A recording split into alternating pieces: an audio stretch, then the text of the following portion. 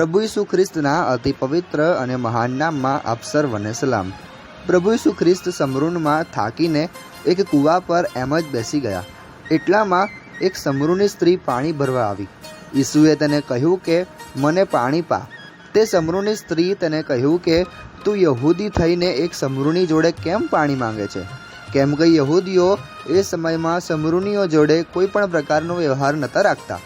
આના પર પવિત્ર બાઇબલમાં યુહાનની લખેલી સુવાર્તા તેનો 4થો અધ્યાય અને તેની 10મી કલમમાં ઈસુએ તેને ઉત્તર આપ્યો કે દેવના દાનને તથા જે તને કહે છે કે મને પાણી પા તે કોણ છે, એ જો તું જાણતી હોત તો તું તેની પાસે માંગત અને તે તને જીવતું પાણી આપત।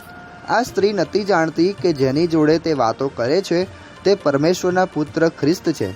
પ્રભુ કહે છે કે આ સંસાર માટે કે મનુષ્ય જાતિ માટે તે પરમેશ્વરનું દાન છે।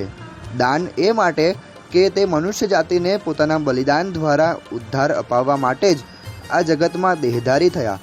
આજે આ સંસારમાં ઘણા લોકો એવા છે કે જે પ્રભુ ઈસુ ખ્રિસ્ત વિશે નથી જાણતા કે તેઓના માટે ઉદ્ધારનો માર્ગ છે, પરંતુ જે કોઈ આ સત્યને જાણીને પ્રભુ ઈસુ ખ્રિસ્ત પર વિશ્વાસ રાખે છે, તેના મરણ તથા પુનરુત્થાન પર વિશ્વાસ કરે છે, તે ઉદ્ધાર પામે છે। આવું કરવા માટે પરમેશ્વર તમારી સહાય કરે। ધન્યવાદ।